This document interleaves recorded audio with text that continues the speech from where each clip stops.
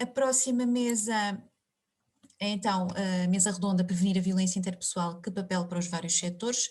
Nesta mesa participam a doutora Conceição Lino, jornalista da SIC, a doutora Elsa Paes, investigadora no Centro Interdisciplinar de Ciências Sociais da Universidade Nova de Lisboa, o professor Manuel Rocha, do Conservatório de Música de Coimbra, a doutora Paula Varandas, advogada e fundadora do projeto Educar para o Direito, e o superintendente Rui Moura, comandante distrital da PSP de Coimbra. Moderam a mesa a doutora Diana Breda e o doutor João Redondo, da coordenação do projeto Noite Saudável das Cidades. Olá, bom dia a todos. Muito obrigada. Muito obrigada por estarem connosco. Vamos continuar a nossa sessão. A senhora Ministra está tão entusiasmada que permanece connosco. Muito obrigada, senhora Professora.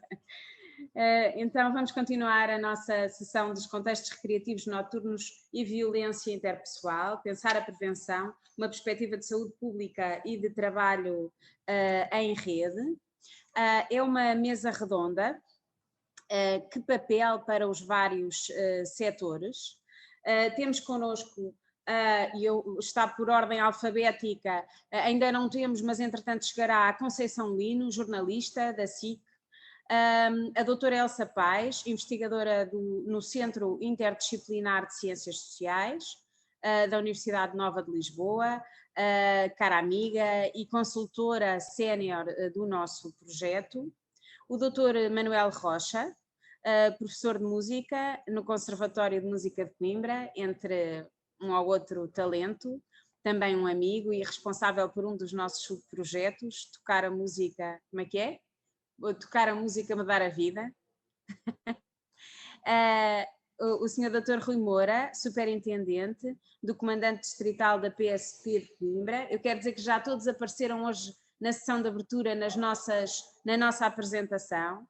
De facto, este estabelecimento de parcerias que fomos fazendo ao longo do tempo permitiu realmente estreitar estes laços entre todos.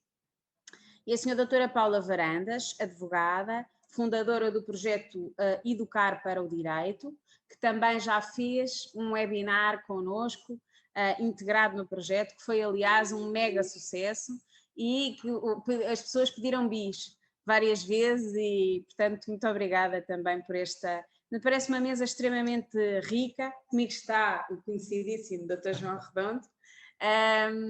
E muito obrigada por terem aceitado estar connosco. Há pouquinho, para repescar um bocadinho as palavras da professora Ana Brunhosa, ela referenciou uma coisa interessante, é que este projeto é obviamente um projeto de redes e que até obrigou os próprios ministérios a criarem uma rede, não é? E realmente isso é interessante.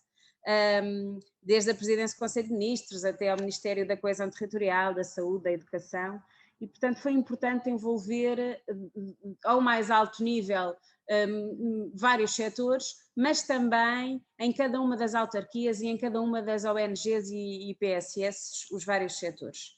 E nesta deixa, se calhar, e a pergunta é genérica para todos, eu perguntava que papel, dada enfim, a questão da violência interpessoal, como podemos preveni-la e como é que este projeto almejou fazer isto, que papel para uma deputada, como a doutora Elsa Paes, que papel para alguém que está a construir políticas públicas?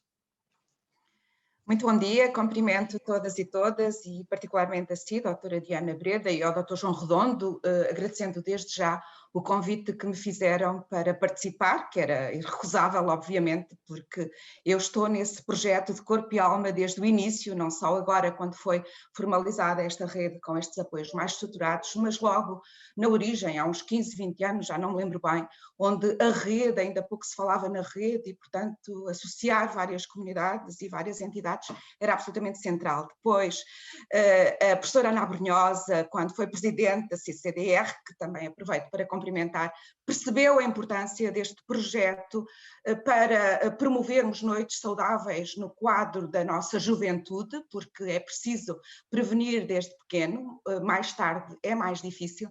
Percebeu a importância e, portanto, apoiou, e como disse, o projeto foi-se alargando e fazendo o seu percurso. Cumprimentar também os outros oradores e oradoras. Respondendo ao seu desafio, doutora Breda, o que é que eu posso dizer? No quadro das relações de intimidade, que é o que este projeto nos propõe, eu não gostaria de deixar de salientar neste quadro de relações de proximidade interpessoais, as relações de intimidade, são aquelas também que eu mais tenho trabalhado no quadro das minhas investigações.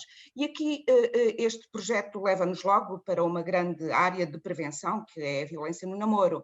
Mas antes de entrar na prevenção propriamente dita, eu gostaria de fazer algumas referências sobre o entendimento que nós temos da violência nas relações de intimidade, que são obviamente relações de poder, nunca o podemos esquecer. A violência não deixa de ser uma manifestação de impotência quando esse poder não se pode exercer de outro modo, com negociação e com respeito pelo outro. O poder não é todo mau, mas é mau quando é abusivo e desrespeitador da vontade e da autonomia do outro. Portanto, e neste quadro, ela é usada como uma forma de controlo, como uma forma de domínio, portanto, não deixa de ser um instrumento para retirar a autonomia do outro, uma forma de limitar também a sua liberdade e desrespeitando e violando mesmo direitos humanos, não respeitando as autonomias individuais. Portanto, esta violência é um mecanismo de subjugação e controle. Pior que tudo isto, e fazendo este entendimento do fenómeno, é que ela está inscrita numa cultura civilizacional que permite e reforça a ideia de que essa subjugação é normal, portanto, é como se a víssemos como naturalizada, como se fizesse parte do nosso cotidiano, e refutá-la provoca muitas reações, alguns medos e também algumas inibições. E, portanto, este entendimento, obviamente, que tem dificultado reações de denúncia, tem levado muito ao silenciamento por parte de quem é agredido e, apesar de todos os mecanismos públicos que temos vindo a promover de prevenção e de proteção das vítimas em contextos de intimidade, o que é certo é que a vergonha e o medo continuam muito associadas às reações ou a inibir reações de pedidos de apoio e, portanto, nas prevenções, quem as promove tem que ter em linha de conta todo este quadro no qual esta violência é gerada e é criada. Eu não posso deixar de referir que alguns jovens nos inquéritos que são conhecidos, promovidos quer pela Universidade do Minho, quer pela UMAR, hoje já são muitos, em 2008 era só um, dão-nos todos eles conta que na linha de 25%, às vezes até mais, dos nossos jovens aceitam esta violência na intimidade como se de uma relação normal se tratasse e, portanto, isso inibe-os à denúncia e aceitam a violência como uma forma de amor. Alguns até consideram que quando não são controlados é porque não estão a ser amados. Portanto, isto é gravíssimo, do ponto de vista da cidadania, da educação, do respeito pelo outro. E aqui entram as políticas. O que é que nós podemos fazer? Obviamente, prevenir, desde a tenra idade. Nós hoje temos um programa para a cidadania em todos os níveis de escolaridade, obrigatório, e, portanto, é pelo quadro dessa educação para a cidadania que este tipo de comportamentos pode ser tratado. Portanto, a escola aqui tem um papel central, mas a comunidade e a família também não se pode demitir. Sobretudo a comunidade, com redes deste género, que envolvam forças, que envolvam também as escolas, portanto, para que a escola não fique sozinha, ou seja, a escola tem que dar as mãos e abrir os braços para relações com todas as forças vivas da comunidade, com as forças de segurança, com as magistraturas, com organizações não governamentais e, portanto, a rede, para mim, é central para se prevenir este tipo de desequilíbrios ou de ausência de respeito pelo outro nas relações de intimidade que levam muitas das vezes a comportamentos violentos, e outras para os outros, no caso da violência no namoro, e outras para eles próprios, porque há muitos jovens que também não estão bem, e o Dr. João Redondo, melhor do que eu, saberá o que é isto, quando os jovens não têm autoestima, quando fazem quadros depressivos, portanto há várias manifestações para dentro e para fora, quando as coisas não funcionam bem. Portanto, o papel da comunidade, e para terminar, para não me alongar muito, é absolutamente central, e das políticas públicas também, como um mecanismo de prevenção, desde a tenras idades, deste tipo de comportamentos mais disfuncionais. Muito obrigada, doutora Elsa. Deu aqui uma deixa ótima, e eu pedia-vos para nos mantermos ali nos 5, 6 minutos para dar alguma vivacidade. Nós vamos colocar 2 questões para o Manel Rocha. Manel, tu és professor, já te disse que tens muitos outros talentos, mas és professor, trabalhas numa escola. Como é que vês aquilo que a doutora Elsa acabou de dizer? Por um lado, como é que tu fazes, que leitura fazes tu da violência, e que papel pode ter a escola na prevenção desta violência? A doutora Elsa fez o favor de roubar alguns argumentos à rapaziada que vem a seguir. Portanto, aquilo que ela disse é de facto a pedra essencial deste nosso toque. A verdade é que a base da violência é a desigualdade. É de facto, quando há desigualdade, a doutora Elsa disse isto por outras palavras, quando há desigualdade há violência. Quando há alguém que se pode sobrepor a alguém, que pode prejudicar o direito de alguém, de facto a violência surge. E de facto esta questão da desigualdade não é pouco importante na escola. Por isso é que a tal reivindicação da escola pública e de qualidade, e este de qualidade não é pouco importante, é essencial. A escola pública é de facto um lugar onde nós podemos gerar contextos de igualdade na oportunidade que são fundamentais para prevenir a violência. Também. Até porque num grande universo de pessoas é muito mais difícil, porque o homem e a mulher na sua origem são bons, isto é, todos nós somos bons, eu quero acreditar que somos bons, e portanto, digamos que a violência e o comportamento amesquinhante é de facto minoritário na nossa sociedade, ou então já estaremos todos mortos, como sabemos, portanto isso não seria possível. Mas quando nós passamos num corredor de uma escola grande, numa escola que tenha muita gente muito diferente, nós percebemos que estamos num território de promoção da igualdade, e a escola é fundamental nisso. E isto não contraria, obviamente, em nada o desenvolvimento da individualidade, é preciso que percebamos, não é? Antes, pelo contrário, eu penso que, de facto, a individualidade é sempre uma construção coletiva. Ou seja, a individualidade é tanto mais rica quanto mais largas forem as experiências humanas. E as experiências humanas passam pelo conhecimento da diversidade, passam pelo conhecimento da opinião contrária, passam pela discussão da opinião, passam, ao fim e ao cabo, por um caldo de cultura que é aquele que se faz quando somos muitos e quando somos todos diferentes. Portanto, a escola tem de abandonar, de alguma forma, um traço de competição que durante algum tempo resolveu criar, isto é, para a seriação dos melhores. Por isso é que eu considero que, por exemplo, os quadros de mérito que ainda são prevalecentes na nossa escola estão sobrantes, eles não são necessários para nada. Eu até vos dou um exemplo, desculpem, não estou a querer falar da minha vida, mas numa certa altura o meu filho era muito bom aluno e tinha direito ao quadro de mérito. E eu trabalho nesta escola, ele nunca foi aluno do conservatório, mas estamos aqui na escola da Quinta das Flores, e o diretor da Quinta das Flores veio falar comigo e disse: olha que o teu filho ainda não respondeu sobre vir receber o diploma de mérito. E eu cheguei a casa e disse ao João: não vai receber, como é que é, o diploma de mérito? E eu disse: eu não vou receber o diploma de mérito. Isto, estamos a falar de um miúdo de 15 anos. Não vou receber o diploma de mérito. Não vai receber o diploma de mérito. Porque aqueles que vão subir ao palco, entre os quais eu, disse por outras palavras de cachopo, não são necessariamente aqueles que têm mérito.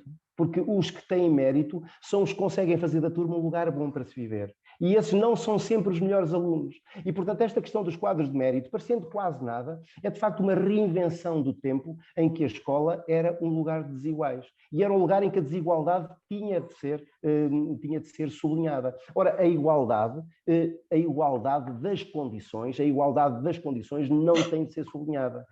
O que tem que ser sublinhado é a igualdade das oportunidades. E, portanto, um quadro de mérito é, de facto, um anacronismo tenebroso que ainda habita nas nossas escolas e que, enfim, se forem todos como eu, um dia há de ser extinto.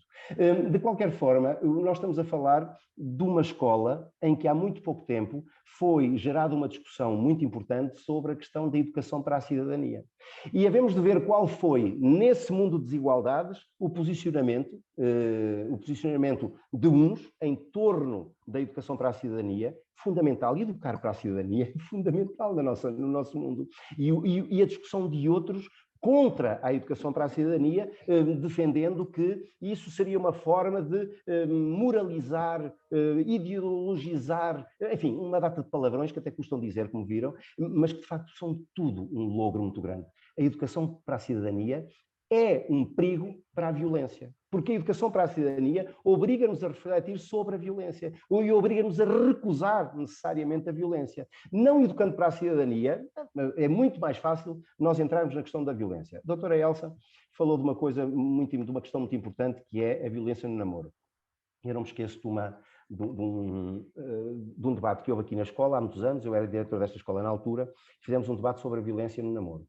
E o auditório cheio de gente, 400 jovens, eu fiz a minha preleção com mais alguns deputados, neste caso deputados, eu não era deputado, mas os outros eram deputados, do Partido Socialista, do Bloco de Esquerda, do PSD, do CDS. Houve quem fizesse uma preleção de cidadania contra a violência no namoro, mas há uma rapariga no meio do auditório que pede para falar e fala.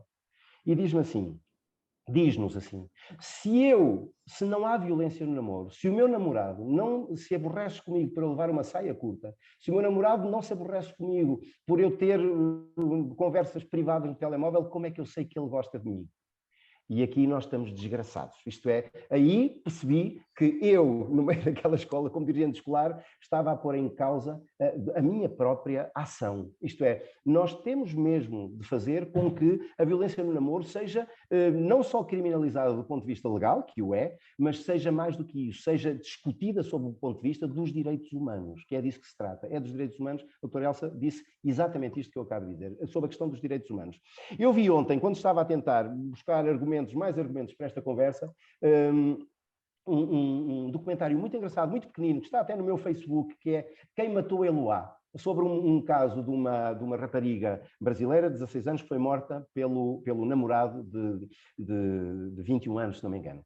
A discussão é colocada de forma muito engraçada, engraçada sem graça nenhuma, porque coloca a tónica no papel da comunicação social na violência e o papel importante que as audiências têm na violência. Não é preciso irmos muito longe para percebermos que os Big Brothers e aquelas coisas que eu por acaso não vejo, vi uma ou outra vez, mas não é por ser um santo, não vejo porque não me interessa, mas é importante que nós vejamos o tipo de momento que faz com que as audiências subam desmesuradamente. São os momentos de violência. De facto, os momentos de violência suscitam nas amplas audiências um interesse brutal. Ou seja, a jornalista que fez este documentário, de que eu estou a falar, Quem Matou Eloá, os jornalistas foram agentes no gatilho daquele jovem, porque de alguma forma lhe deram um protagonismo, que é aquilo que se anseia nas nossas sociedades de hoje, o protagonismo individual, o número de gostos no Facebook, o número de seguidores nisto ou naquilo. Nesta democracia, má democracia, do êxito através da má diferença, eu penso que é uma questão que nos deve importar. E a violência entra neste contexto. Aliás, nós temos hoje uma situação em que a espetacularização, digamos assim, da violência é fundamental, por exemplo, no ganho de audiências, e, de facto, os órgãos de informação são extremamente importantes para esta situação. Não se trata de meter aqui uma acusação, trata-se de chamar à responsabilidade sobre aquilo que é verdade, e, de facto, esta espetacularização leva à despenalização moral de alguns subprodutos da violência, como, por exemplo, a inveja, como o ódio mesquinho e aquele que é terrível na violência no namoro, que é o ciúme. O ciúme pode ser perfeitamente transformado em qualquer coisa de muito adorável, porque se ele tem ciúme é porque ele ama. Ora, quem tem ciúme odeia, na minha opinião, e não de outra maneira. Manel, deixa-me interromper-te aqui, obrigadíssima, porque sim, desculpa, eu já estou a falar demais, tens razão, força. Eu até ia passar à doutora Paula Varandas, mas agora foi irresistível e, portanto, vou passar à doutora Conceição Lino, porque o Manel, de facto, colocou aqui uma questão importante, não é? Deixa-me só dizer, só para terminar, o seguinte, é que estamos a falar da ofensa do direito humano das mulheres. Isso é qualquer coisa de muito terrível. É só isso, desculpa. Doutora Diana, foi cortada o som, eu não ouvi o que disse. Peço desculpa. Está a ouvir agora? Estão a ouvir? Ok. Estava a dizer que ia dar-lhe a palavra à doutora Paula, mas se não se importar, passo à doutora Conceição Lino, porque o Manel deu uma deixa irresistível, que é este documentário, enfim, pelo tipo de carreira e de trabalho que a doutora Conceição Lino tem vindo a fazer, de facto tem uma enorme preocupação por este tipo de temas, e muito ao contrário daquilo que o Manel acabou de descrever, não é? São muito programas que tendem a promover a prevenção de uma série de questões, nomeadamente da violência. E a pergunta era um pouco essa: que papel para os mídias, para a comunicação social, na prevenção da violência e não nesta promoção ainda da espetacularidade da violência? Muito bom dia a todos, peço desculpa de ter vindo assim a correr à última hora, mas eu parece-me que o papel da comunicação social, não sendo exatamente igual ao papel que as escolas podem ter na educação para a cidadania, acaba por entroncar nisso. Aquilo e a forma como nós encaramos o jornalismo, quer dizer, eu posso falar por mim, não posso falar por outros, e posso falar por muitos dos meus colegas de quem eu conheço o trabalho. Nós muitas vezes nas questões da violência há independentemente da questão das audiências, que me é muito cara, eu gosto de fazer programas que sejam vistos por muita gente, porque trabalho numa televisão generalista e, portanto, dentro daquilo que é o meu dia-a-dia do trabalho, eu acho sempre que tenho que me preocupar em ser vista, em alcançar o maior número de pessoas e de pessoas muito diversas, e, portanto, quando faço qualquer coisa, é em todas as pessoas que eu penso, quando em tornar a linguagem clara para toda a gente, em chegar a toda a gente. Quando se fala das questões da violência, que são questões de cidadania, de respeito e que caracterizam a nossa sociedade e também a nossa democracia, muitas das vezes nós somos, ou sempre, somos colocados perante aquilo que devemos fazer e de que forma é que devemos fazer, porque falar de violência sem ter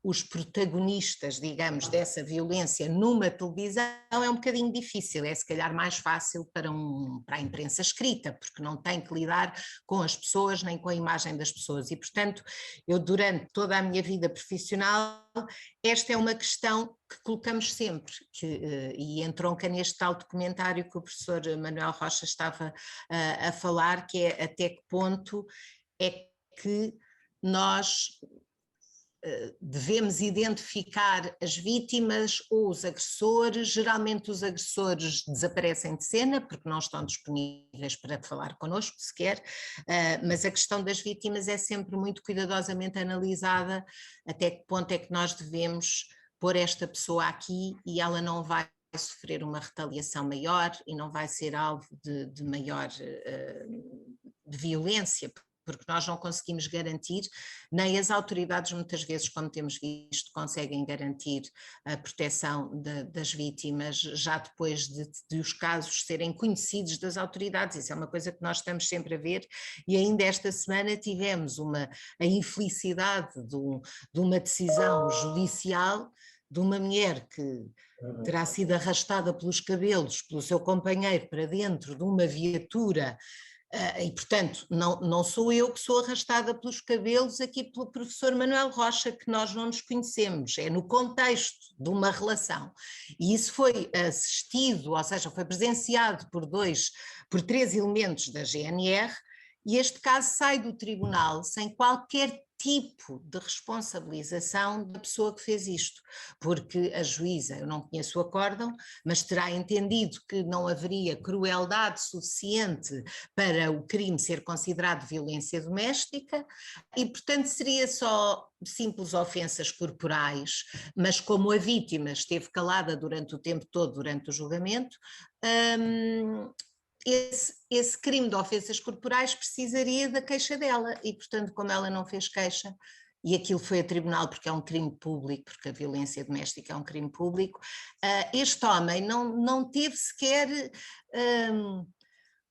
trabalho comunitário, qualquer coisa que ele tivesse que fazer para poder ser responsabilizado por isto. E, portanto, acho que devemos ter tolerância zero para qualquer tipo de violência, e a questão, e quando eu digo que os jornalistas entroncam nas escolas e naquilo que as escolas podem fazer para formar os cidadãos, vamos todos ter uma palavra que se chama empatia, e a empatia em televisão faz-se com as pessoas, não se faz com caras tapadas, não se faz com, ou seja, pode fazer-se, mas é muito mais difícil, e por isso é que nós temos muitas vezes a tentação de isto é muito mais eficaz para as pessoas perceberem se a Lourdes, vamos imaginar, estiver a falar connosco. Obviamente que a Lourdes tem que já estar num processo de esta questão ser lá para trás e ela ser uma mulher muito mais forte, ou um homem. Eu já tentei fazer um trabalho, e fizemos um trabalho sobre violência doméstica em que os homens são vítimas, isso fala-se muito pouco. Tudo o que eu vi até em relação a esta história que eu estive aqui a falar desta juíza, é sempre as mulheres, como se só as mulheres fossem vítimas de violência, e outra coisa mais perniciosa, como se os homens no fundo são agressores. Portanto, estamos numa época em que os homens nem sequer podem ser homens porque são agressores, são os maus. Portanto, nós quando estamos a fazer qualquer coisa temos que pensar sempre nas consequências daquilo que nós fazemos e, portanto, neste momento acho que temos todos uma enorme responsabilidade sobre o caminho que as coisas estão a levar, porque a doutora Elsa Paz já anda nisto há muito tempo, já trabalhámos juntas há muito tempo nesta questão da violência doméstica, temos as duas muita consciência do caminho que já se andou, que se andou muito caminho, mas quando nós vemos coisas como esta desta juíza, que eu acho que não... Por alguma razão ela não tem conhecimento desta realidade, não pode ter, eu não conheço realmente o acórdão, mas é uma pessoa que não esteve preparada para lidar com uma situação destas, quer dizer, a GNR fez o seu papel, mas a justiça não terminou não terminou da melhor maneira. Eu estou a alongar-me, não é? Tenho que me parar, porque eu vou por aí fora e vou... Portanto, acho que qualquer jornalista deve pensar nas consequências do seu trabalho, e quando nós tratamos de violência, mesmo que a mostremos, nós devemos procurar sempre que quem está do outro lado perceba que aquela violência não devia ter acontecido, e portanto é preciso que os jornalistas, tal como todas as pessoas que lidam com isto, que são todos os cidadãos de uma forma geral, se envolvam e que tenham presente essa empatia, não é? Eu, se não conseguir tocar as pessoas com qualquer coisa violenta que eu estou a tratar, se eu for só uma espécie de robô que mostra e vou-me embora, eu não estou a fazer o melhor papel enquanto jornalista. Isto é a minha opinião. E é a forma como obrigada, eu trabalho. Obrigada. Fez aqui uma ligação também excelente à doutora Paula Varandas. A doutora Paula Varandas é advogada, mas faz palestras em escolas. Como é que o seu projeto permite destapar esta realidade? O projeto chama-se Educar para o Direito. Como é que empodera as pessoas o suficiente para elas terem capacidade de reagir ou até de fazer queixa, se for esse o caso? Antes de mais, o meu bom dia, ainda é bom dia. Quero agradecer mais uma vez o honroso convite por estar aqui presente, com uma plateia de mérito e comentadores aqui de mérito também. Este projeto nasceu há coisa de quase 6 anos. Vai às escolas, continente e ilhas. Para os senhores terem uma ideia, já há vontade mais de 100.000 jovens, pelo menos já ouviram estas palestras. É um projeto que eu criei, é pro bono.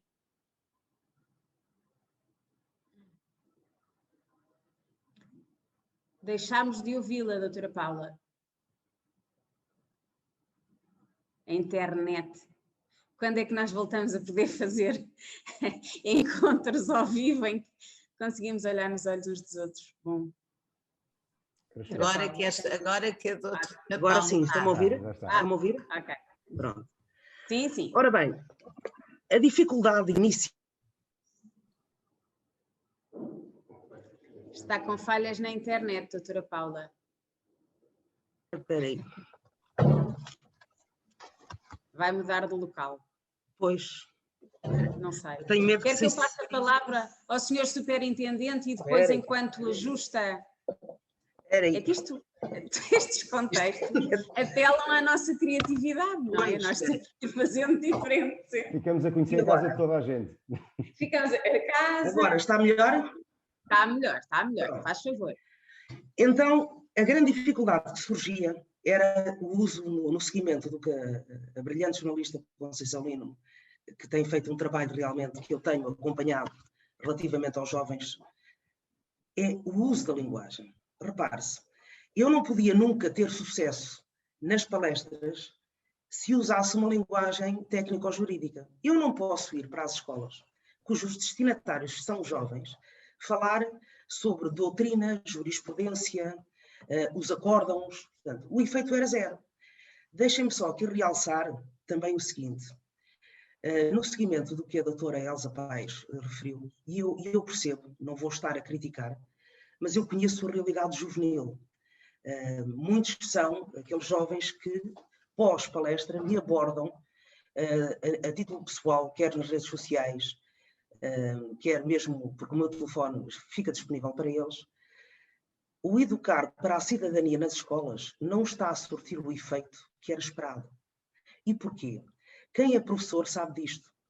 Tudo o que a própria escola possa fazer com os seus professores dificilmente surte efeito. Ou seja, os jovens ouvem muito mais quem seja convidado para ir a uma escola do que propriamente a escola tomar a iniciativa de o fazer. E basta fazer um questionário simples a todos os jovens para verem que realmente a receptividade que tem a disciplina de educar para a cidadania é muito fraca, muito fraca. Ora bem, e neste seguimento, quando comecei, a grande dificuldade, como eu disse, era o uso da linguagem. Eu também sou mãe de 3 jovens que me ensinaram um pouco a falar como eles. Às vezes os adultos que assistem às palestras ficam algo chocados, porque eu uso exatamente as expressões em alguns itens e justificando através de imagens em que crimes é que eles podem praticar através de imagens, porque eles não sabem, reparem, os jovens usam sempre a dinâmica de grupo, os jovens nunca atuam sozinhos, desde o roubo ao furto, a ofensa à integridade física. O que eles desconhecem, por exemplo, é que todos os que estão presentes quando o crime está a ocorrer, são todos tão culpados quanto aquele que efetivamente está a praticar o roubo ou o furto. Há uma data de itens que efetivamente os jovens não conhecem, que podem ser responsabilizados criminalmente. Não há dúvida que, embora, por exemplo, o RASI, que saiu este ano, deita uma página para a violência juvenil. Isto é vergonhoso. Isto não é realidade. A violência juvenil está a aumentar de forma abrupta. E no seguimento da doutora Elsa Paes, e com toda a razão subscrevo, a violência no namoro está também de igual modo a aumentar de forma abrupta. E só ainda não tivemos, só quando houver uma notícia, porque a nossa lei é clara, a nossa lei, o artigo 152 do Código Penal, diz que a violência doméstica, quem a pratica, aplica-se mesmo àquelas pessoas que namorem, embora não vivam em união de facto, sobre a mesma casa. O que esta lei está a dizer é que se aplica a todos os jovens a partir dos 16 anos.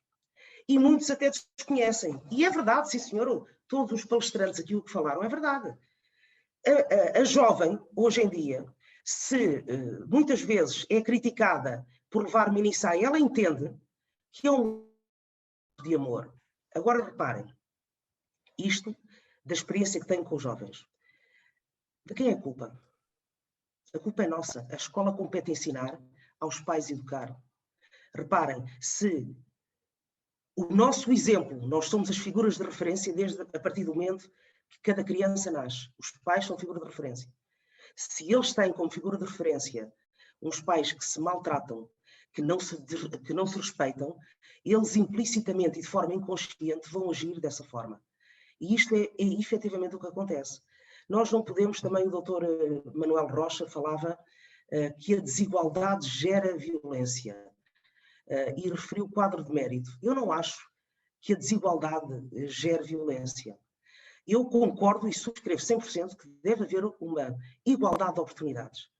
Agora, todo aquele jovem ou grupos de jovens que até ascendam a um patamar superior porque se empenharam, porque fizeram um projeto maravilhoso, deve ser reconhecido ao jovem que se empenha o valor que ele teve por se ter sacrificado, por se ter empenhado. Portanto, aqui eu sou 100% a favor, nunca tive atenção nenhum filho no quadro de mérito, absolutamente nenhum, mas sou a favor que se reconheça o bem que se faz. Deve haver, sim, igualdade de oportunidades. Tenho andado muito preocupada com o que está a acontecer nos jovens.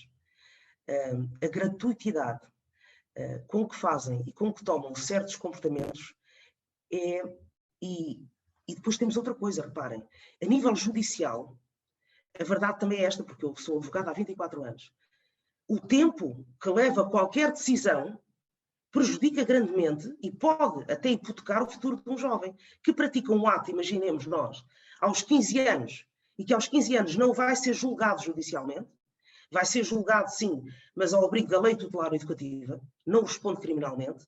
Entretanto, os timings que isto leva, que são tantos, às vezes 1, 2 anos, 3, para este jovem ser julgado, que isto vai sendo, digamos, aquele efeito que eu costumo dizer, pescadinha de rabo na boca, vai acumulando mais delitos, vai praticando mais ilícitos. E a dada altura, muitas vezes acontece, quando eu vou ouvi-los em interrogatório, que eles dizem, mas isto é de quê? Ou seja, onde é que estamos a falhar? A nível judicial, tínhamos que ter equipas em cada comarca de rápida resposta. Um procurador era essencial de rápida resposta para estes casos de delitos. Ainda hoje, eu não sei se a jornalista Conceição ouviu e viu as imagens, que eu fiquei chocada, aqui no Seixal, em que uma jovem está a bater num outro colega e esse colega acaba vítima de um atropelamento e foi internado. E isto tudo filmado. Isto tudo filmado. Portanto, a passividade com que estes jovens encaram, a gratuitidade, e muitas vezes, a verdade é esta, estes jovens não têm conhecimento da lei. E reparem, mais uma vez, a nossa lei vem dizer que usar o desconhecimento da lei não nos pode beneficiar. Mas agora, vou fazer um pouco o papel do diabo, sendo jovem, eu pergunto, então se esse desconhecimento não me pode beneficiar, como é que eu sei se estou a agir mal ou se não? Com que idade é que eu respondo criminalmente? Nem os adultos às vezes sabem. Portanto, e este projeto vai às escolas, muitas vezes, de acordo com a agenda de juiz disponível, o mesmo também acompanha. Não deixa de ser curioso que quando o juiz que eu convido e tem os seus 15 minutos para falar, os jovens começam a olhar uns para os outros. E vocês perguntam porquê? Porque eles não percebem a linguagem. É fácil falar dos jovens, é difícil falar para os jovens, porque temos que descer ao nível, entre aspas, temos que coadunar a nossa linguagem de forma clara e objetiva que eles entendam. De outra forma, é claro que, reparem, eu chego a ter plateias de 700 jovens, como eu tive na Universidade do Minho, e eu sei que não vou chegar aos 700, mas eu que ponha 5 a pensar, eu já ganhei o dia. Eu sei que isto não atinge todos. Agora, são estas políticas que realmente devemos trabalhar em rede, são estas políticas que são fundamentais para chegar aos jovens. Muitas vezes, até estou a ver aqui o superintendente Rui, mesmo a escola segura é difícil chegar a eles, pelo formalismo com que, mas isso está implícito a eles próprios. O cidadão, portanto, as expressões usadas, logo quando entram, cria logo um respeito. E é esse o respeito que se quer, entenda-se. Porém, a forma de abordagem, a própria linguagem, tenham a noção que se não... Uma coisa é falar dos jovens, outra coisa é falar para os jovens. E aqui é que reside... Doutora Paula, posso interrompê-la? Claro, Fez aqui uma provocação ao senhor superintendente e, portanto... Agora, se calhar, eu passava... Doutora Diana, eles às vezes, principalmente a Super Esquadra aqui de Benfica, costuma-me acompanhar quando eu vou na área da Grande Lisboa, porque há lá uma equipa fantástica que até me acompanha. E eles vão para assistir. E no fim eles são perentórios a dizer que realmente é difícil com a linguagem que eles estão formatados. Isto é tudo uma questão de linguagem. Não é? Daí a necessidade. Daí a necessidade de saber falar para os jovens. E eu acho que isso é fundamental. Só uma última nota. Gostava que a administração interna se preocupasse mais e afincadamente com o que se está a passar nos jovens. O cenário está negro. Eles acabam por atuar de acordo com o reflexo daquilo que vêm a nós a praticar. Portanto, eles são, ao fim e ao cabo, um exemplo das suas vivências e experiências. E isto é que me deixa preocupada. E só vai começar a sociedade civil a preocupar-se mais quando começarem jovens de 16 ou 17 anos a responderem criminalmente por crimes públicos, em concreto, processos de violência doméstica. Senhor Superintendente, passava-lhe agora a palavra.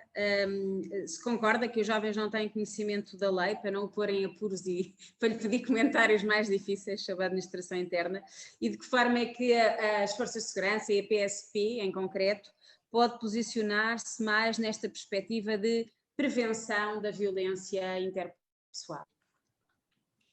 Muito obrigado, muito bom dia a todos.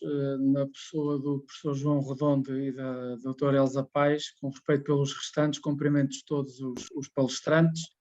Quero também cumprimentar toda a audiência. Espero que a audiência seja diversificada na idade para lançar este desafio efetivo da comunicação que a doutora Conceição Lino e a doutora Paula estão a referir. Esse é efetivamente um desafio que nós temos. Eu tenho também preparado aqui um conjunto de tópicos para lançar depois a discussão, para perceberem claramente que este desafio deste projeto, que eu acolhi com toda a minha missão enquanto oficial da Polícia de Segurança Pública, é uma demonstração clara de tudo aquilo que já foi dito pelos vários intervenientes. Nós temos de trabalhar em conjunto, portanto, a violência não é um problema de polícia, não é um problema de justiça, é um problema se calhar de todos, da sociedade, da escola, da família, dos amigos, da tecnologia, da comunicação. Eu vou tentar ser breve, para depois, acho que é muito mais interessante nós trocarmos umas ideias, mas deixem-me fazer aquilo que formalmente eu também tenho que fazer. Eu tenho que vos referir que nós somos uma instituição com 153 anos, somos muitos, somos mais de 21 mil, somos uma força de segurança uniformizada e armada, quase ninguém sabe qual é que é a nossa verdadeira missão, ela está na lei. Eu depois posso partilhar claramente este conteúdo para quem o quiser através da organização do evento. Nós temos um modelo integral, nós temos um modelo integral de atuação onde várias áreas também fazem parte do problema da violência e de toda esta temática à volta da noite saudável. Nós cá em Coimbra somos um bocadinho menos e somos um bocadinho mais novos, mas estamos em Coimbra e na Figueira da Foz, fazemos sempre muitas parcerias público-privadas na perspectiva informal e colaborativa, mas também estamos sempre a trabalhar com a Guarda Nacional Republicana e com todos os outros órgãos de polícia criminal e com as magistraturas para tentar enquadrar o melhor possível e termos uma sociedade mais segura. Mas pronto, eu posso dizer que felizmente também estamos online, temos uma estratégia e gostamos do que fazemos, apesar de sabermos que é todos os dias uma aventura fazer o nosso trabalho de forma ativa. O nosso problema é o problema da violência, neste caso em concreto. Há vários tipos de violência em vários cenários e eu diria que hoje em dia não é só na noite, é a qualquer hora do dia ou da noite, porque o fenómeno da comunicação e da visualização de episódios de violência online que temos acessível a qualquer idade e a qualquer momento, eu hoje em dia não sei qual é que é a hora mais ou menos violenta, portanto, o fenómeno existe a qualquer hora. Eu penso que temos aqui um conjunto de causas que acho que é muito importante frisar, aquilo que já foi falado também. Eu queria falar neste contexto societal, nós temos que se calhar voltar aos princípios básicos da ética, da moral, e depois para quem trabalha em áreas de interesse com a violência, se calhar um princípio também para a área da deontologia, para perceber claramente onde é que nós estamos, porque nós estamos a falar de violência, mas nós só falamos daquilo que é criminalizado. Porque o que é censurado socialmente se não tiver um padrão ético ou moral por detrás que permita avaliar e valorizar, nós não sabemos muito bem o que é violência. E por isso é que nós temos episódios em que os jovens não assumem uma censura negativa para aquilo que está a acontecer. É o levar a minissaia, é o bullying, é a pressão psicológica. Eles não valorizam de forma negativa como nós. Nós, eu diria, gerações mais avançadas, gerações que tiveram outro enquadramento social, económico, político, de segurança e que têm outro padrão de valores. Portanto, eu aqui tenho uma pergunta, será que nós estamos numa crise ou será que isto é uma evolução? E aqui é muito importante, porque falar na formação para a cidadania, se calhar passa por evoluir tudo e todos. Os conteúdos curriculares, a formação dos professores, a formação dos polícias, a formação das magistraturas. Portanto, é aqui que eu acho que faz sentido nós também debatermos de forma respeitosa, mas tranquila, se calhar todos estes contextos que hoje em dia nós conseguimos enquadrar em termos de abordagem ao tema da violência. E então já não falamos da violência que é criminalizada, falamos da violência que eu, ele e aquele outro consideram como algo que é censurável, mas também o próprio enquadramento momentâneo pode levar a uma censura diferente, porque a atividade grupal eu até posso censurar enquanto cidadão, enquanto jovem, enquanto pai, enquanto polícia, mas depois, se calhar, num outro cenário já não censuro da mesma maneira. Portanto, há aqui vários papéis que a mesma pessoa pode ter que desempenhar ou representar e que podem até ser antagónicos com os seus princípios e valores e que levam a que hoje em dia seja uma mistura muito complexa de questões à volta desta violência, à volta desta perspectiva saudável da juventude, das próximas gerações, mas que as gerações atuais têm que intervir. Eu acho que é por aí, eu acho que é muito por aí, nós temos que intervir. A doutora Elsa é muito pragmática na perspectiva da prevenção e eu acho que a intervenção é preventiva, mas é muito mais do que preventiva, não é só preventiva.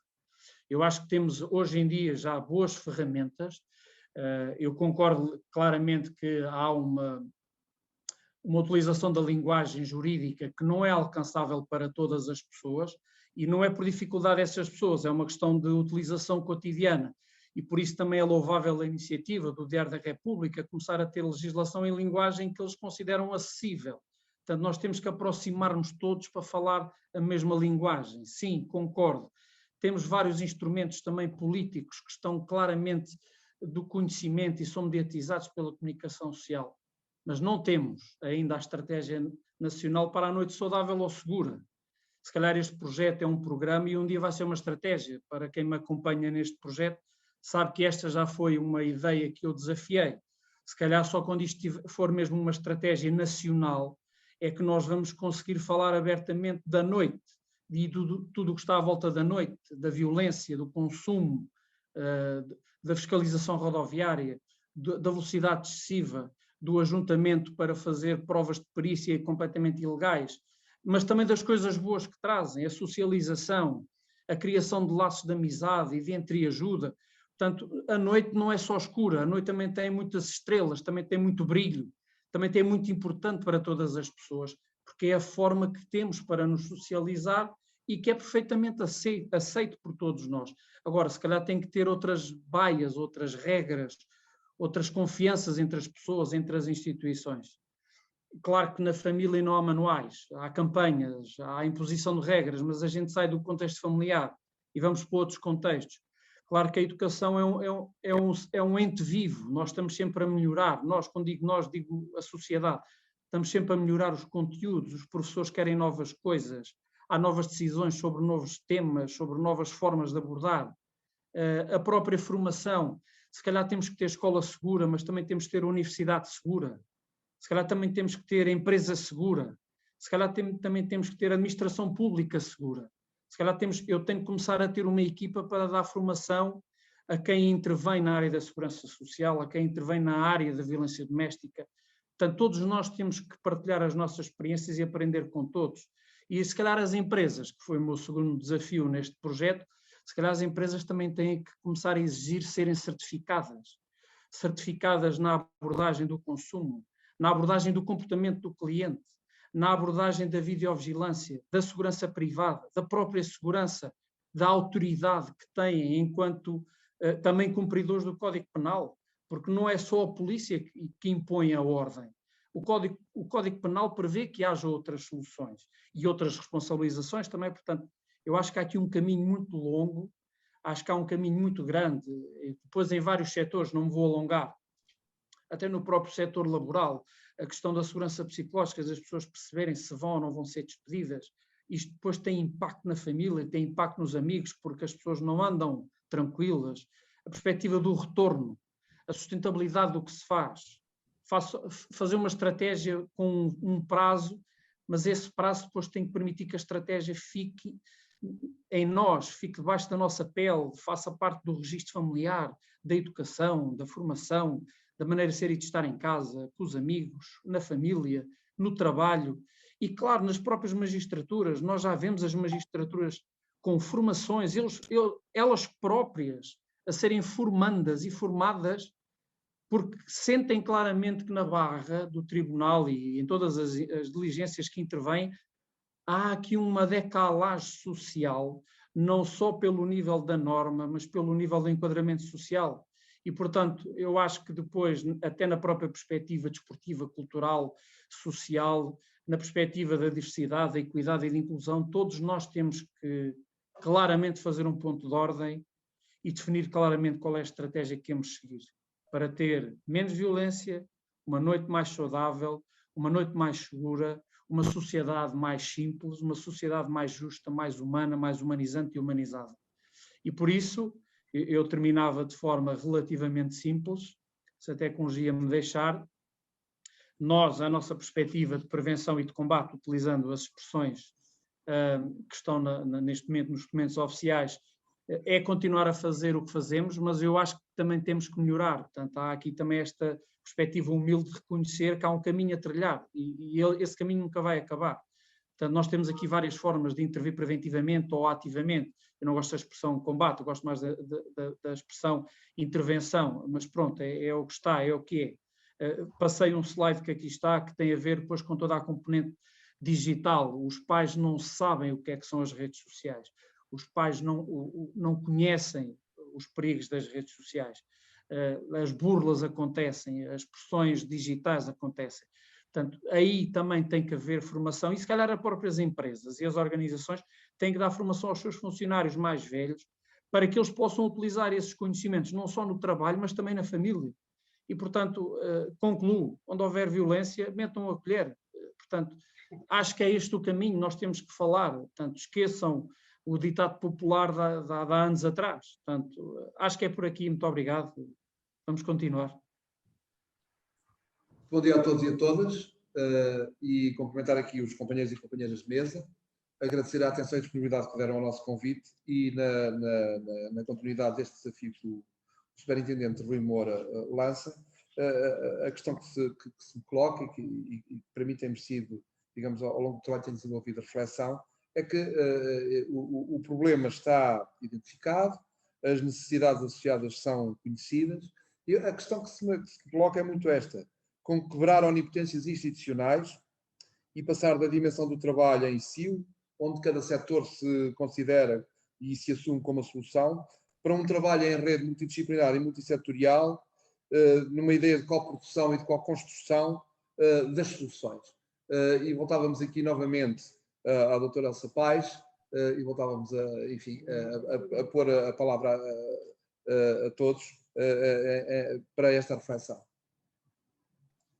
Obrigada, Dr. João Redondo. Acho que pôs o dedo na ferida, é como aprofundar o trabalho em rede. Nós sabemos que não é fácil, até porque temos uma cultura de trabalho muito setorial e, portanto, o trabalho em rede implica multidisciplinaridades, implica intercomunicação e, portanto, nós próprios, todos e todas, temos que fazer aqui um grande esforço para evoluir nele.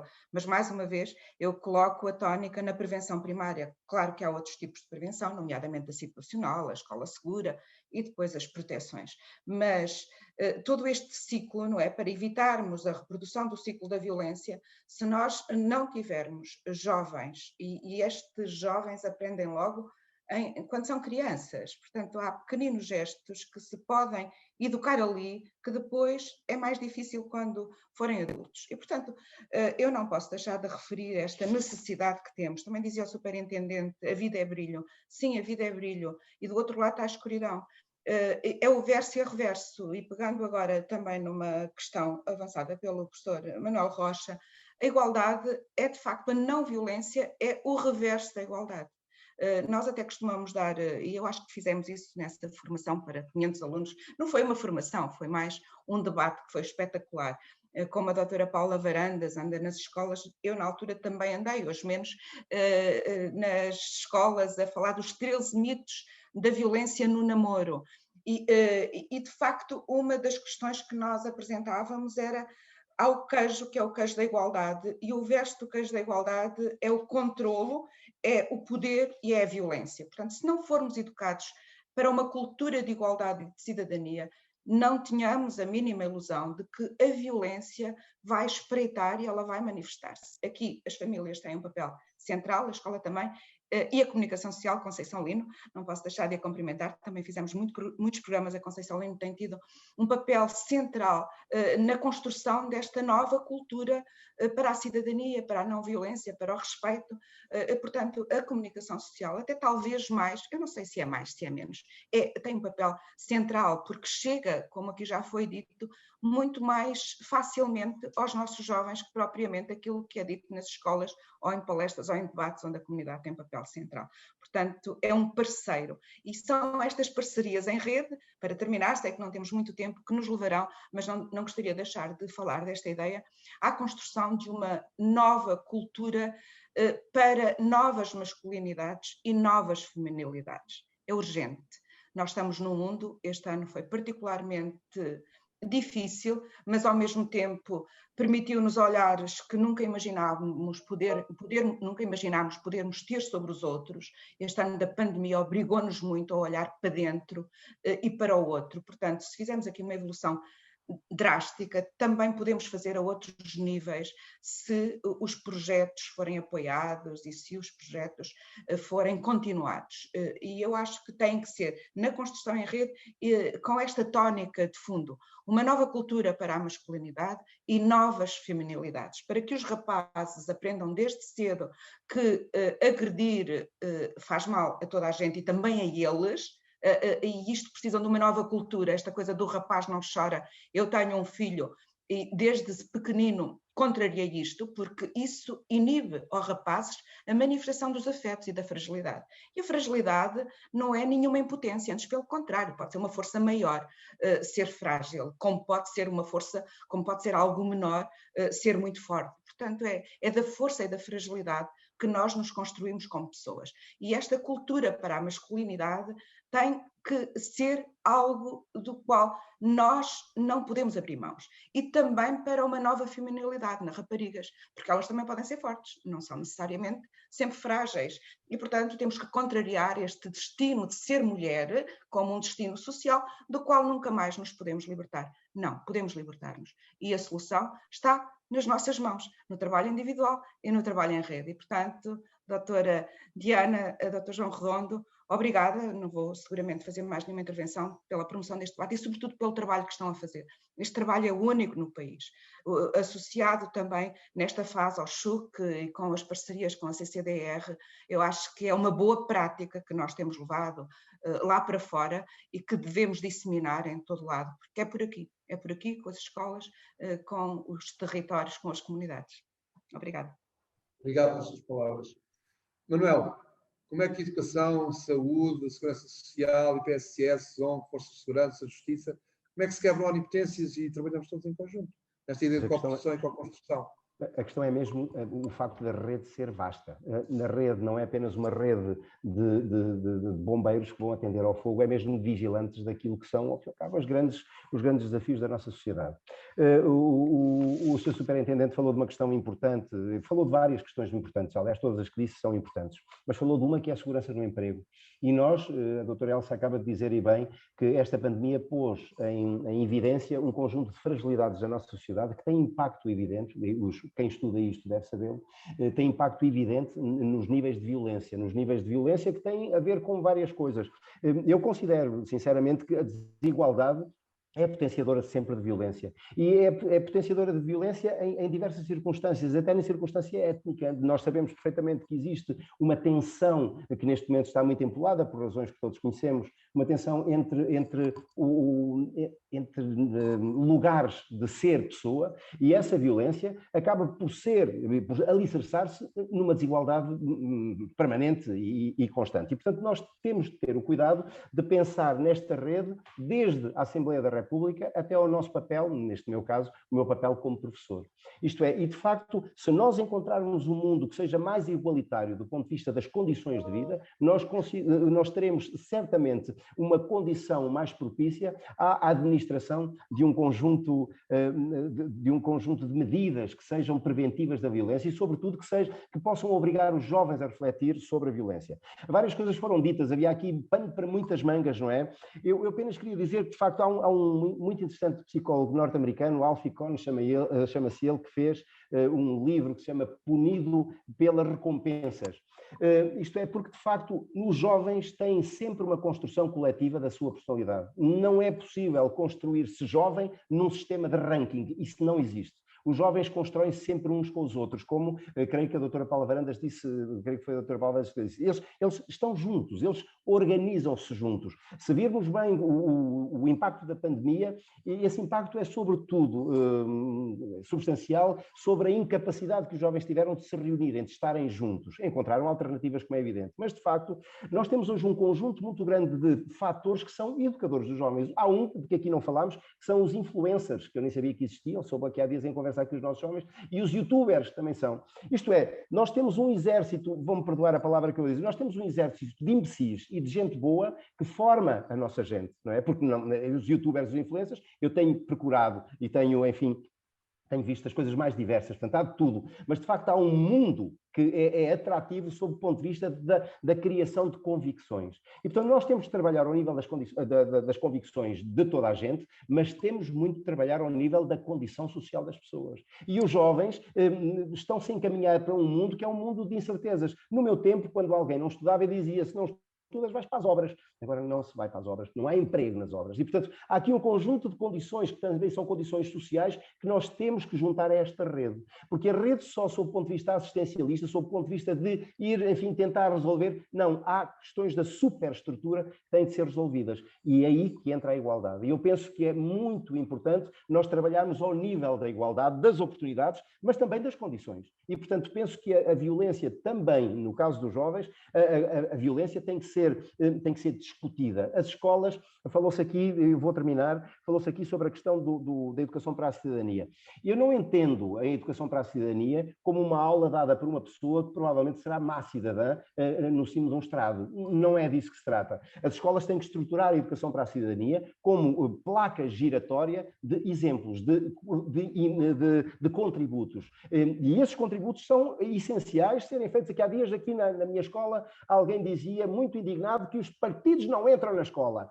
Vedar a entrada, e isto era, enfim, os responsáveis aqui da instituição, vedar a entrada da ideia e dos partidos todos na escola é vedar o acesso à cidadania, é vedar o acesso à discussão. E eu e a doutora Elsa Paes, várias vezes, em nome de partidos, participámos na escola. Tivemos coincidências, tivemos descoincidências, mas é nesse bolo que nós podemos gerar um juízo, o juízo democrático, aquele que reflete sobre a vida, porque aquilo que nós vamos tendo neste momento são imposições de verdades feitas, e isso é terrível para a violência. Obrigado. Obrigado, Manel. Conceição Lino, como é que os mídias, pelo papel que têm e pelo interface vasto que têm de público, podem ajudar a criar pontes entre estes setores para que se construa esta ideia da co-construção e da co-produção com vista a encontrar soluções? da Conceição Lino. Parece-me que a palavra-chave é comunicar, porque os mídias não são os únicos que comunicam. E a verdade, a realidade diária dos mídias é que nós temos muitas solicitações, sempre muitas coisas a acontecer, chegamos ao fim do dia e achamos que devíamos ter feito muito mais do que, porque a realidade é tão complexa, há tantas coisas a que nós podemos dar atenção que é sempre pouco. Portanto, comunicar é muito importante, porque se eu, enquanto jornalista, eu não consigo ter uma noção de todos os acontecimentos à minha volta e de todas as iniciativas. Portanto, se eu não souber, por exemplo, o que é que a doutora Paula Varanda está a fazer, porque nunca me chegou, eu não vou ter interesse pelo trabalho dela. Isto é um exemplo. E, portanto, comunicar é comunicar também, não são só os jornalistas, por todos estes setores envolvidos, como o superintendente dizia, a questão tem que envolver toda a gente e esta prevenção não pode ser feita só com o prejuízo, como o professor Manuel Rocha estava a dizer. Os diferentes setores têm que comunicar entre eles. Portanto, se a PSP não sai do seu lugar para ir às escolas, dizer, olha que ideia tão gira que tivemos aqui, vejam lá o que é que acham disto. Se as escolas não vão ter com organizações de pais para chamar a atenção para isto, se não há do interesse da justiça fazer-se tornar clara junto dos cidadãos, quer dizer, tudo isto está ligado e é preciso que cada pessoa no seu lugar contacto com as outras. A comunicação acho que é a melhor maneira, mas eu já agora, não como jornalista, mas também como jornalista,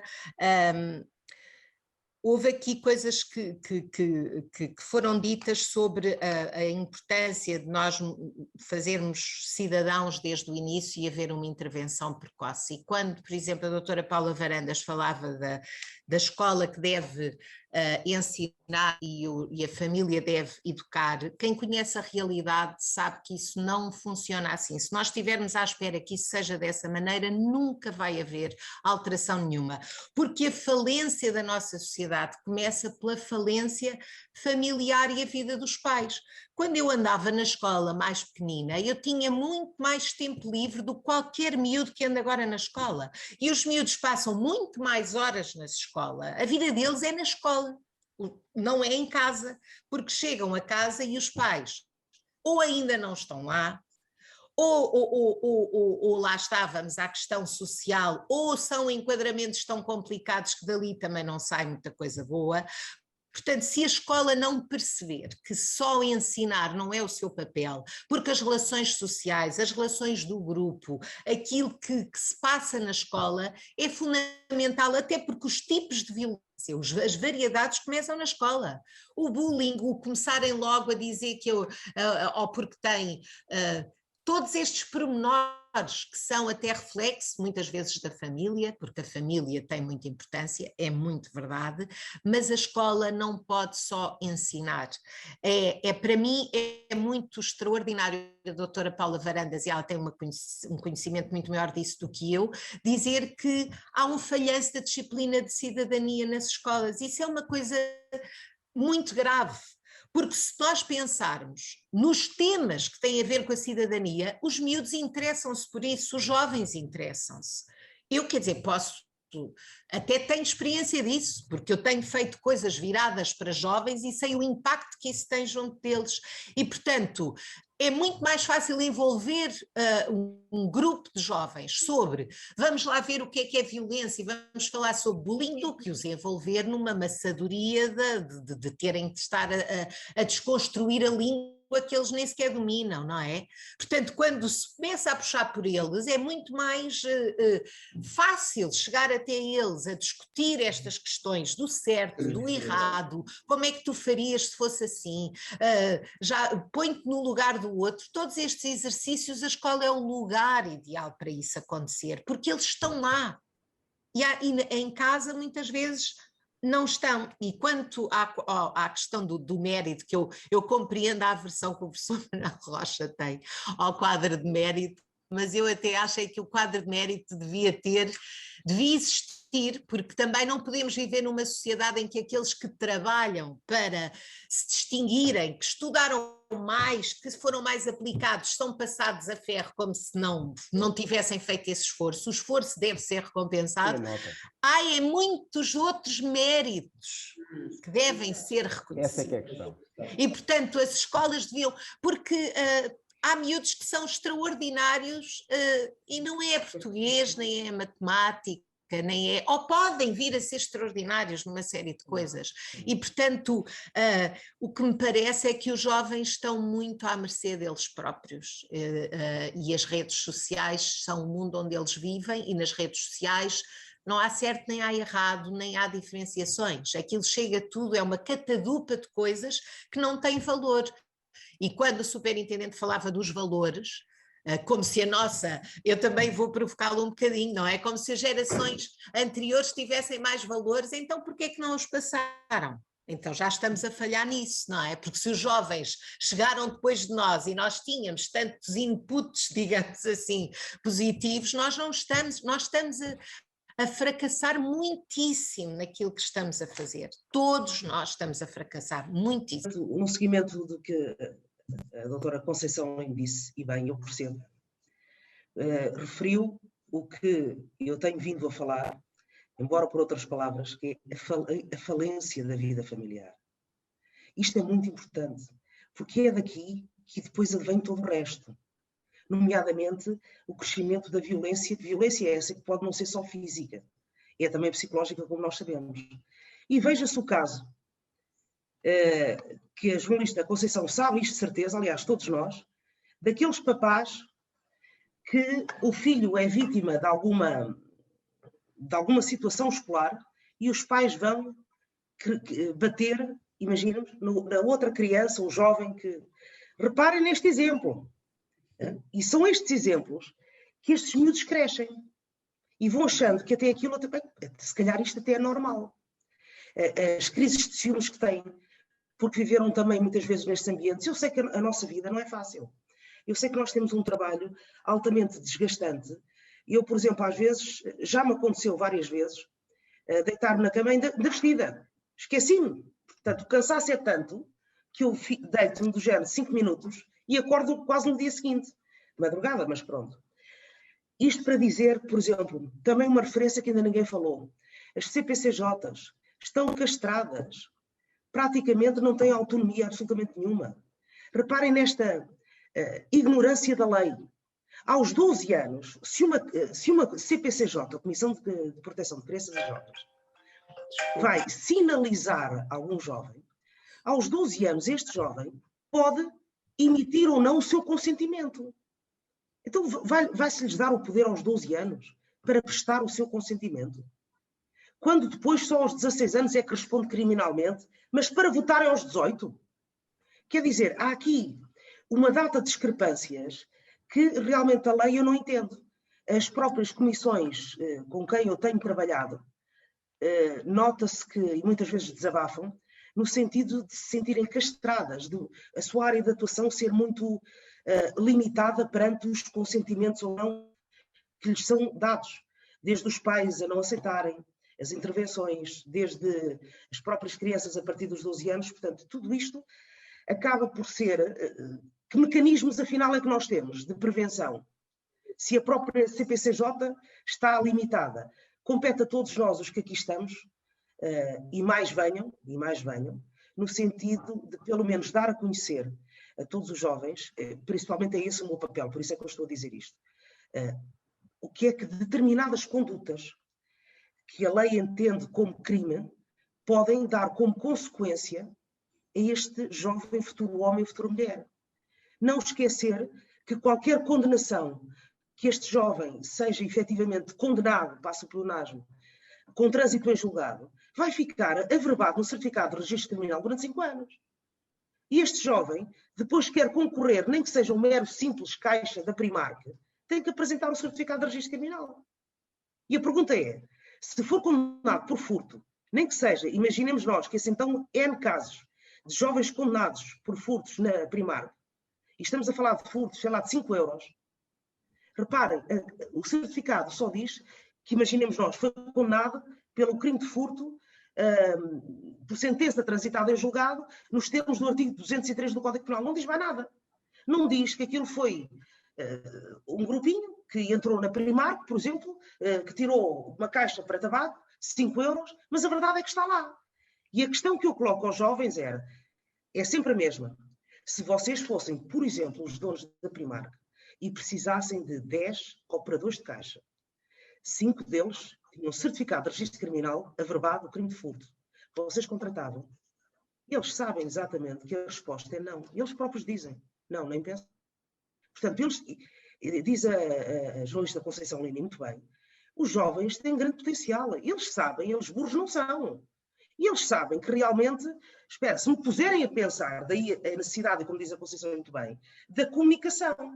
Se me puserem a pensar, eu chego lá e realmente isto não é correto. Agora, é um esforço que nós todos devemos fazer. Uns fazem gratuitamente, outros é o cargo que ocupam. Agora, no sentido, porque são o futuro desta nação, e importa e urge, e principalmente quanto à violência no namoro, isso assusta-me, está-me a assustar, está-me a preocupar sobre a forma como o próprio casal jovem interage. E isso, porque pelo menos para já eu não conheço nenhuma decisão judicial aplicada a jovens no âmbito do crime da violência doméstica, não conheço. E isso dá-lhes alguma sensação como que de impunidade. E daí eu vou terminar dizendo, era muito importante que cada comarca tivesse um magistrado e um procurador para ser célere no que toca, pelo menos até aos 21 anos de idade. A prática destes crimes. Há que ser célere, há que atuar de imediato, porque muitas vezes o que vai acontecer é quando este jovem vai acabar por ser julgado, já vai ser julgado e tem mais 5, imaginemos nós, crimes nas costas que entretanto praticou. Daí a urgência de reagir de imediato, por forma a evitar um dano maior que possa hipotecar o futuro da vida destes jovens. Mais uma vez, muito obrigada pelo convite. Um bem-aja a todos. Tive enorme prazer em estar aqui e desejo que todos nós, dentro das nossas capacidades e do ramo que ocupamos, que possamos contribuir para, quem sabe, um futuro melhor. Muito obrigada. Conceição Lino, doutora Paula Varandas, muito obrigado pela vossa disponibilidade, pela importância que tem a mensagem que estão a passar, pela capacidade que têm de comunicar. As emoções, Conceição, fazem parte da vida e não tenho dúvidas que a sua capacidade de comunicar e a forma como os jovens falam consigo não é por acaso. E é, digamos, esta forma como consegue passar, através da sua linguagem, digamos, aquilo que sente, que os cativa, não é? A raposa disse ao príncipe é muito cativa. Doutor João, deixe-me só dar... Desculpe, deixe-me só dizer assim uma coisinha. Doutora Conceição, quando quiser agressores, eu arranjo-lhe, jovens. Então já temos aqui um plano. Já temos aqui um plano. Não, porque eu tenho... Aposto que o senhor superintendente também arranja. Não é fácil arranjar. Não arranja, que as autoridades são muito neutras nessa... Superintendente Rui Moura, nosso companheiro de trabalho e portanto, a ideia da rede e da coprodução e da co-construção tem sido um bom companheiro em todo este trabalho. Como é que realmente se pode quebrar onipotências e ter esta ideia de coprodução e co-construção entre múltiplos setores, que também faz parte e é companheiro? Obrigado pelas provocações. Tenho que perceber que eu tenho que manter aqui um bocadinho de formalismo pela instituição que eu represento, mas enquanto pai e avô eu também percebo claramente as abordagens que estão a fazer, não só à questão dos valores, daí eu ter feito a provocação, será que estamos em crise ou numa evolução? Porque eu acho que se calhar estamos em alguma crise, mas também em alguma evolução, porque os inputs que os mais novos têm são completamente diferentes dos meus. Mas eu costumo dizer aos meus amigos da minha idade que eu pelava-me pela minha mãe me dar as baterias para a minha consolazinha monocromática, porque já na altura havia tecnologia. Não havia a tecnologia a permitir determinado tipo de inputs de cariz social que pode influenciar a formação da personalidade, não vamos por aí porque senão a gente não sair daqui, e isso pode influenciar depois o comportamento individual, do grupo, as crenças, os valores, e tudo isso que depois mitigam em agressões no namoro, etc. Nós, PSP, Polícia de Segurança Pública, temos um programa para abordar a violência do namoro. Ele é conhecido, é publicitado e também é uma componente que nós tentamos abordar nas escolas. Gostávamos também, se calhar, de abordar outras faixas etárias, ainda na componente da universidade. Gostávamos também, se calhar, de fazer reuniões com os pais, mas nós sabemos que, se calhar, a hora para reunir com os pais não é a melhor hora, para não dizer que, se calhar, não há hora. Enfim, há aqui várias questões que se podiam levantar e a gente não sair daqui. Eu acho que os vários setores, a comunicação social, o Dr. Conceição Lino aí é uma excelente representante, a comunicação social, a questão da validação das fontes e das fake news é um problema que vocês têm e que nós também temos, porque hoje em dia ninguém espera maioritariamente pelo que é escrito, porque o que é escrito já é desatualizado, porque tem o seu timing de produção na rotativa, na imprensa escrita. Hoje em dia o que é visto é o que é online em direto e a seguir já não interessa. Mesmo que eu a seguir vá tentar desconstruir uma atuação policial, já não interessa, porque já não é facto, já não é novidade. Portanto, há aqui grandes desafios para todos e todos os setores, professor João. Eu acho que nós temos que efetivamente organizarmos, eu penso que isto é uma empresa de geração. Portanto, isto não se faz num dia, não se faz num programa de 3 anos, não se faz num projeto cofinanciado. Isto faz-se num empreendimento social, societal. Faz-se numa geração. Temos que definir muito bem o que é que queremos, porque também não é só dizer que sim, mas sim o quê. Eu não tenho ainda certezas. Eu tenho dúvidas. E se calhar temos que começar por esclarecer as dúvidas que todos temos para identificarmos claramente estes caminhos. Agora, eu não tenho a menor dúvida que é em redes. Eu discuti consigo desde o início esta questão, mas como uma questão de valor acrescentado, porque chegar aqui e, entre aspas, vender o meu produto e ir-me embora não serve nada. Porque isto está nas nossas redes sociais, do Comando de Coimbra, da Polícia de Segurança Pública, está no YouTube. É só pesquisar. E eles são exímios a pesquisar. Portanto, não é por aí. Não é chegar aqui e vender o produto e ir-me embora. É ser o produto. É participar no produto. É participar na estratégia.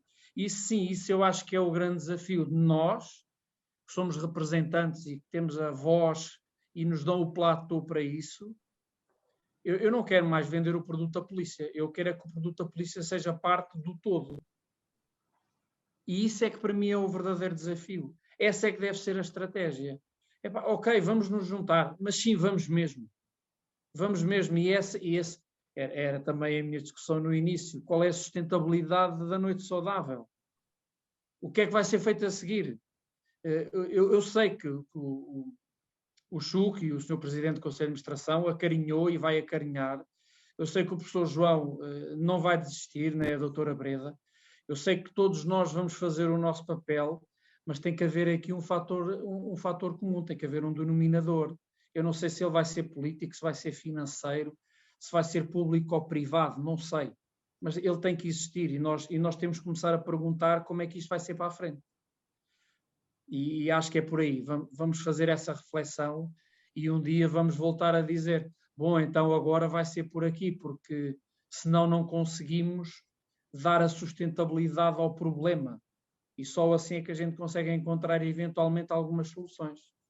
Muito obrigado a todos. É uma aprendizagem para mim, como sempre, estar com tão nobres presenças nesta partilha de experiências e de conhecimento. Muito obrigado.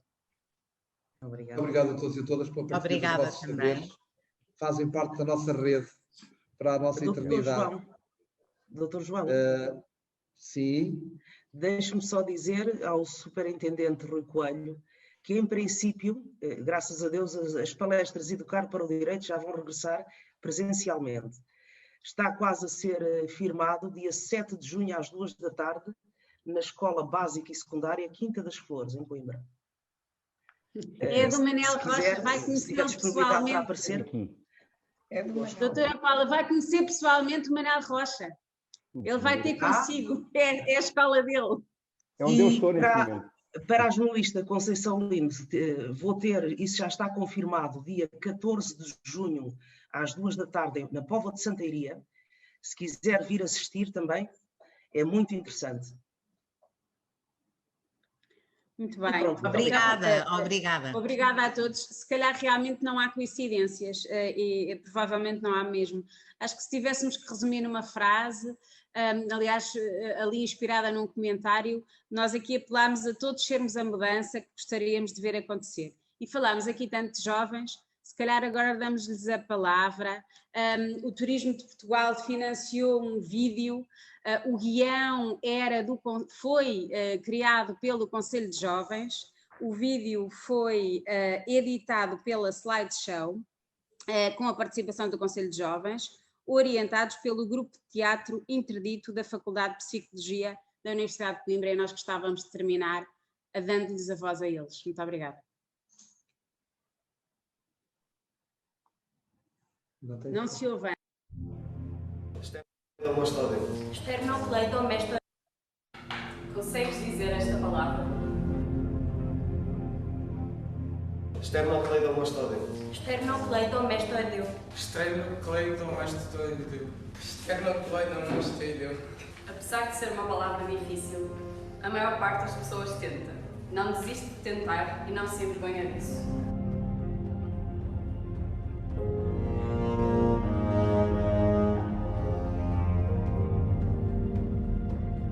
Então, porquê é que não consegues dizer não?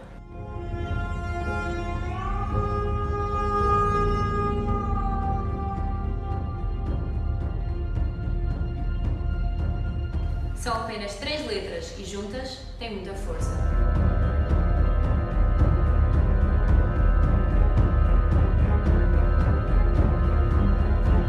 Aprenda a dizer não. Não é o fim do mundo, mas o princípio da tua liberdade.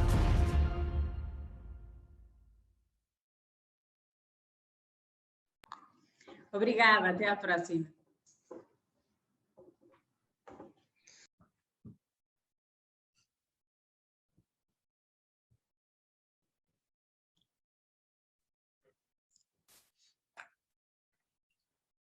Tenho que pôr os óculos. Coisa.